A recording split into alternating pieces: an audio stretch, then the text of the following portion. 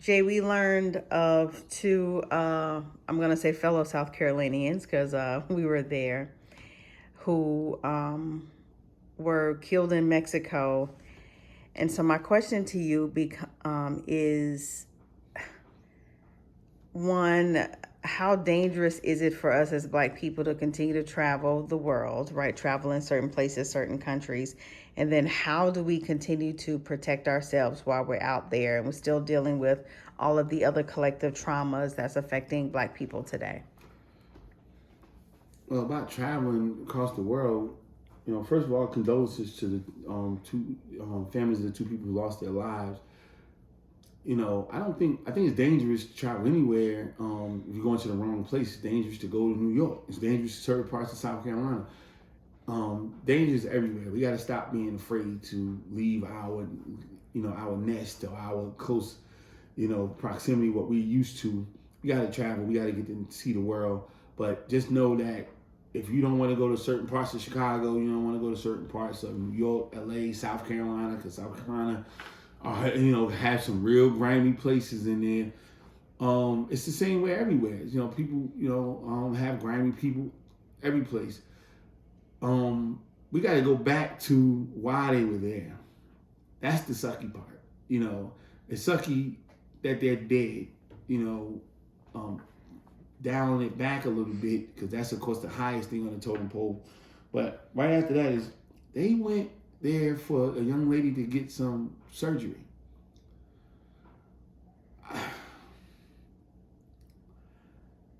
This authenticity thing and being okay with who you are. I mean, you just look at where we are right now. Like 40 years ago, 30 years ago, you would hear them talk about when we were in school, a girl having hair weave, like, oh, all them horses in your hair. Like it wasn't celebrated to have hair weave, right?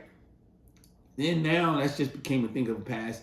It is what it is. You would hear them talk about silicone. Oh, this white woman has silicone. She's silicone everywhere. Pamela Anderson and those type of people. And now, where we are now, we are willing to risk our lives. Because we're risking our lives one way or the other. It's not just you're risking your life by some random crazy people in Mexico shooting you. But you don't know what these doctors are doing. And you've seen the horror stories where these butt implants get defective or things of that nature. The breast implants are defective and all this stuff happens for you when you're going to these places that's probably unsanctioned and things of that nature. And you're dying from that. Or you're having illnesses that you can't reverse and just so many horror stories. And we're still willing to go and take that risk. But we won't go over there just for a vacation to have fun and stay in a resort. We won't go to the next town over. We're going to do that. And it's probably the people in your town are not going to, wherever they're from in South Carolina, they're not doing it for the people in that town. They're doing it for social media. You and I have lived in South Carolina for years. It ain't nothing going on in Charleston. I'm just talking about the places where it would be worth it. Charleston, Hilton Head, or Myrtle Beach. That is worth anybody going to get augmentation, voluntary augmentation. Not, something happened to me, so I'm making an adjustment. That's going to put you in danger. Maybe Charlotte, which is not South Carolina, Atlanta, if you want to be some type of showgirl or whatever the case may be, it doesn't seem like that. This person's going to walk around and take pictures on social media and say, hey, now I have a bigger butt or my breasts are bigger or whatever the case may be. And it's very sad. It's sad that they lost their lives. It's sad that they feel like they had to go through all this and do all of that. You got people who are taking trips to do this thing that never took their family on the trip. Never been, on a vacation or a cruise or resort or nothing like that to enjoy themselves. And they're going to do this. So it's always the root cause. You've seen people get in murder cases and they can have all the evidence that this is the person and they still going to ask, Why did you do it? So it's the same thing. Why did you do it? They talked about why they killed them. They thought they were rival um, human traffickers. But the question is, why do we feel like we have to go to another country, to the back alley, shade tree doctors to, get this type of treatment or surgery or augmentation, whatever word you want to use? We can get into, is it a country thing because of medical scenarios too high? Or is it a self-reflection time and saying, should we feel better about ourselves? Should we be willing to work out? Should we be willing to do natural things to make sure that we're okay and that will make us safer and ultimately more healthier? It's not for me to decide. Again, it's a sad day, sad time. I just believe it's a bigger problem than just what happened. I think that is the result of a huge problem that's going on, especially in the African American community in this country. So my follow-up question to you is, you were talking just now about medical and things of that nature. So my question to you is it also, does it come down to money? Because your point about not even going on another country to take your family on a vacation makes it sobering, because that is something that comes into question. Is it money that's sending us to, because if it's not Mexico, maybe, I've heard the Dominican Republic. So is it the money that's sending women to other countries to get this augmentation? Or I believe it's also self-esteem, but is it also tied to money while they're not trying to find, somebody in the U.S. who may be board certified or something like that to give them what they need or want? Yeah, of course, I believe money has a lot to do with it, because it's supposed to be like a third of the price, to do it. So that's motivation. But it's like, I just think that it's just, you know,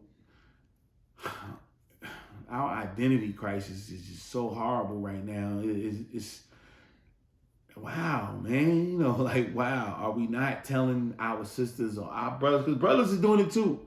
Are we not telling our sisters and brothers that they're enough?